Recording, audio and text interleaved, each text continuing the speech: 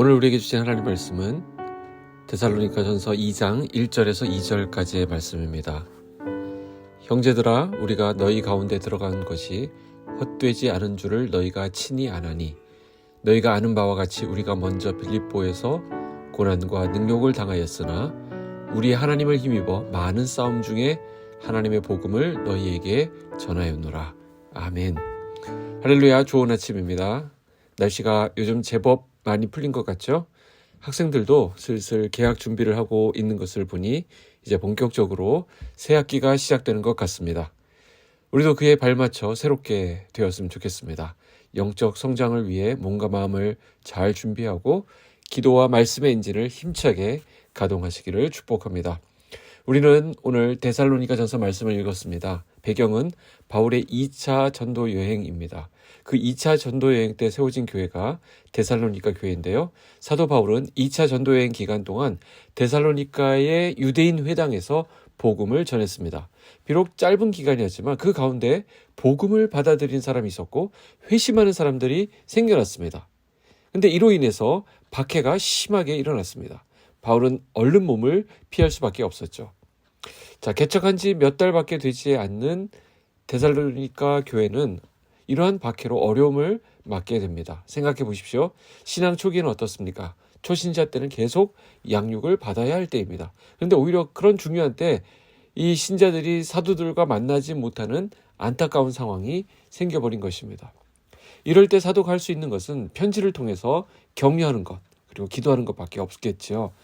그러나 바울은 그 방법을 통해서라도 그가 할 수 있는 최선의 노력을 다하는 것을 봅니다. 특별히 사도 바울은 자신이 전해주었고 데살로니가 교회가 믿고 있는 복음이 결코 헛되지 않음을 역설하고 있는 것입니다.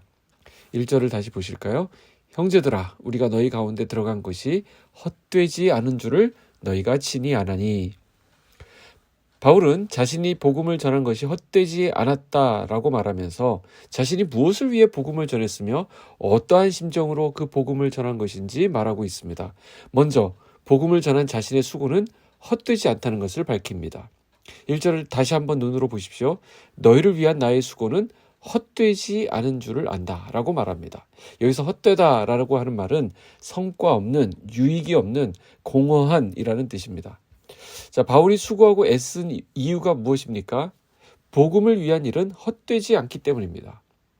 한번 보십시오. 아무리 애써도 헛된 것들이 있습니다. 공허한 것들이 있습니다. 아무 유익이 없는 것도 있습니다. 축복합니다. 오늘 저와 여러분이 힘쓰고 애쓰는 일, 마음을 두고 있는 그 일은 헛되지 않은 일이 되기를 소원합니다. 그러기 위해서는 오늘 그 일에 하나님의 말씀이 연결되어 있어야 됩니다. 복음을 위한 도구로 쓰임을 받으면 하나님께서 그 일을 이루시고 형통하게 하실 것입니다. 다음으로 보면 사도 바울은 자신들이 어떠한 목적과 삶으로 데살로니가 사람들에게 복음을 전했는지 2절에서 밝히고 있습니다. 2절을 보시면 너희가 아는 바와 같이 우리가 먼저 빌립보에서 고난과 능욕을 당하였으나 우리 하나님을 힘입어 많은 싸움 중에 하나님의 복음을 너희에게 전하였노라. 사도 바울과 일행은 빌립보에서 옥에 갇혔다 풀려나자마자 데살로니가에 와서 복음을 전했습니다.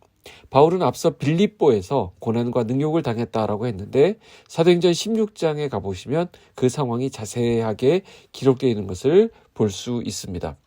그곳 빌립보에서 어떤 일이 있었습니까? 바울은 점치는 여자에게서 귀신을 내쫓는 일을 합니다. 몸과 영혼이 병들고 지친 그 여인을 고쳐준 사건이 있었는데 그 여인을 통해서 이득을 취하고 있었던 주인들에게 모함을 당해서 매질을 당하고 감옥에 갇혔다가 풀려난 일이 있습니다. 바울은 이러한 상황을 많은 싸움이라고 표현하고 있습니다.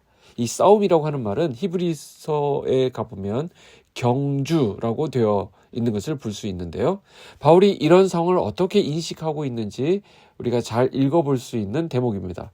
바울은 믿음을 선한 싸움으로 받아들이기 때문에 고난을 당하고서도 넘어지지 않았습니다. 만일 바울이 이 믿음을 현재의 고난을 벗어나는 것 정도로 생각하고 있었다라고 한다면 아마 실족했을지도 모릅니다. 복음을 따라가는 삶은 이 땅에서는 끝나지 않는 분투이고 경주입니다. 그는 빌립보에서 치욕을 당한 후에도 데살로니가에서 포기하지 않고 또 복음을 전했습니다. 이것에 대해 2절 끝부분에 보면 고난과 능력을 당하였으나 우리 하나님을 힘입어 많은 싸움 중에 하나님 복음을 너희에게 전했다라고 말하고 있습니다. 예, 바로 답은 여기에 있습니다. 이게 핵심인데요. 바로 하나님을 힘입어라고 하는 이 대목에서 우리는 무엇을 알 수 있습니까? 그들의 믿음의 싸움의 동력이 바로 하나님임을 알 수 있습니다. 자기 자신, 그 스스로에게 동력을 얻어서 복음을 전했다고 한다면 그들은 이미 실족했을 것입니다. 자신이 실패할 때 복음도 함께 실패했다라고 생각해 버릴 것입니다. 우리는 오늘 우리가 진행하는 어떤 일들이 하나님을 힘입은 것인지 아니면 자신의 내적 동기에 의해 힘입은 것인지를 생각해야 합니다. 우리가 믿음으로 이 세상을 살아가는 것은 싸움과도 같은 것입니다. 전쟁터입니다. 그러나 하나님을 힘입어 나가면 승리할 수 있습니다. 다윗이 골리앗과 싸울 때 했던 명대사를 우리가 기억하시죠? 너는 칼과 창과 단창으로 내게 나아오지만 나는 만군의 여호와 이름으로 나아간다. 오늘 본문과 연결하면 바로 하나님을 힘입어 나아간다라는 뜻입니다. 축복합니다. 오늘 하루 온종일 하나님을 힘입는 귀한 은혜 있기를 축복합니다. 기도하겠습니다. 하나님 아버지 감사합니다. 우리의 힘되신 주님을 의지하고 바라봅니다.